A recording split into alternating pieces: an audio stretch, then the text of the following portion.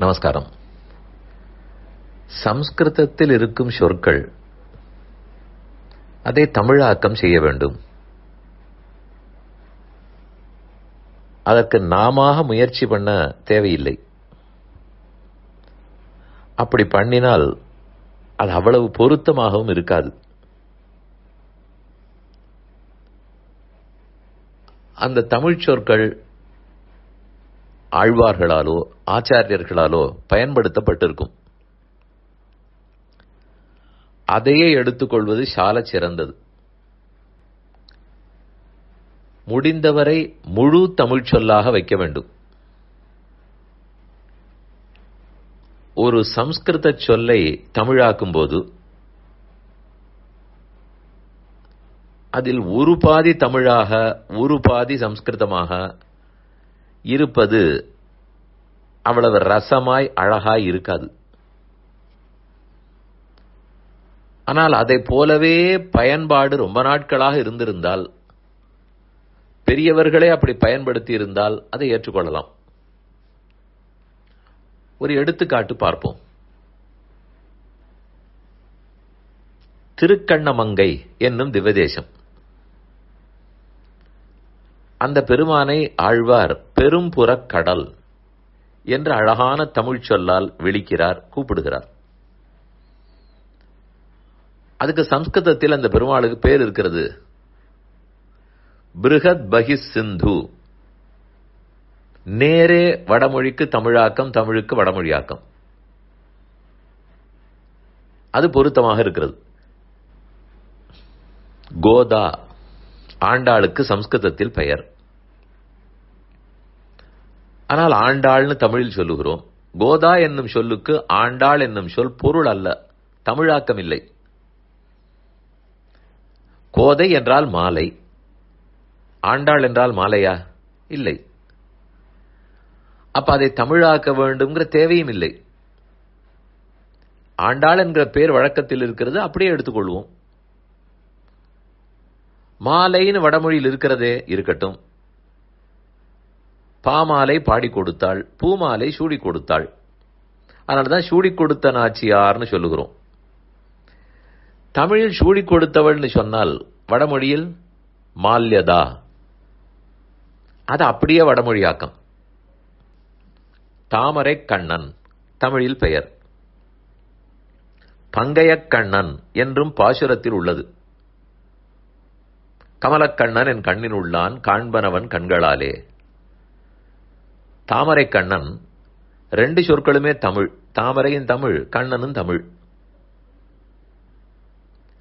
ஆனால் பங்கையக்கண்ணன் சொல்லும்போது பங்கஜ என்பது சம்ஸ்கிருதம், கண்ணன் தமிழ். அது ரெண்டையும் சேர்த்து இருக்கிறார்கள். பொதுவாக அப்படி சேர்க்க மாட்டார்கள்.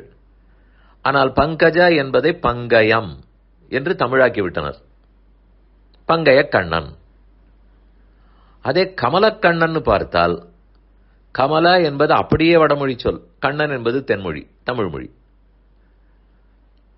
கமலக்கண்ணன் என்னும் இடத்தில் வடமொழியும் தமிழ் மொழியும் சேர்ந்தே இருக்கிறது.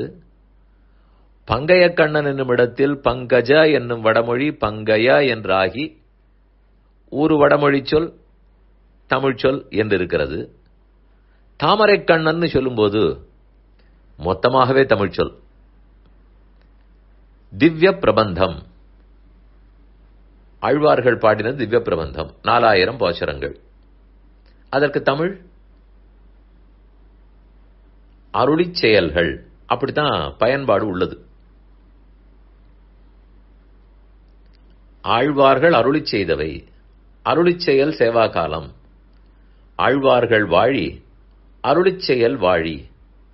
அவர்கள் அருளிச் செய்தவைகள்,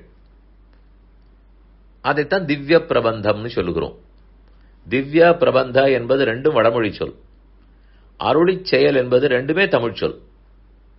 அப்படி பயன்பாடு இருந்தால் சிறப்பாக இருக்கும். அது திவ்யான்னு எடுத்துக்கொண்டு வேறொரு தமிழ் சொல்லாக்கலாம். பிரபந்தம்ங்கிறத வைத்துக்கொண்டு முன்னால் தமிழ் சொல் போலலாம், செய்யலாம். ஆனால் சுமாராக இருக்கும். மேலும் அது நம் முன்னோர்கள் கையாண்ட சொல்லாக இருக்காது. அதனால் தான் சொன்னேன், முடிந்தவரை அவர்களே என்னென்ன சொற்களை கையாண்டிருக்கிறார்களோ அதை நாம் பயன்படுத்தினால் பல்லாயிரம் வருஷம் பழமையான பயன்பாட்டை நாம் பின்பற்றுகிறோம் என்கிற பெருமை கிடைக்கும். இப்படி எத்தனையோ சொற்களை அடுக்கிக் கொண்டே போகலாம். விஷ்ணு தமிழ் கூர் என்றால் திருமால்னு சொல்லுவோம், மால்னு சொல்லுவோம். விஷ்ணு என்னும் சொல்லுக்கு மால் என்னும் சொல் தமிழாக்கமே இல்லை. இது வேற சொல், அது வேற சொல். அதனால் ஒன்றும் இல்லை. அப்படியே தமிழாக்குகிறேன்னு சொல்லிக்கொண்டு அதை சுமாராக பண்ணுவதை விட அவர்கள் என்ன கையாண்டு இருக்கிறார்களோ அதையே ஏற்றுக்கொண்டோமானால் சிறப்பாக இருக்கும்.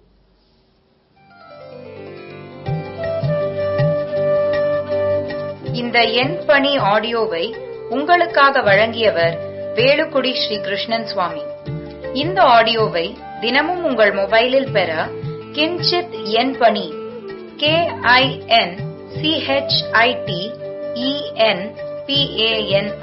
என்ற ஆப்பை கூகுள் பிளே ஸ்டோரிலோ அல்லது ஆப்பிள் ஐஸ்டோரிலோ டவுன்லோட் செய்து கொள்ளவும்.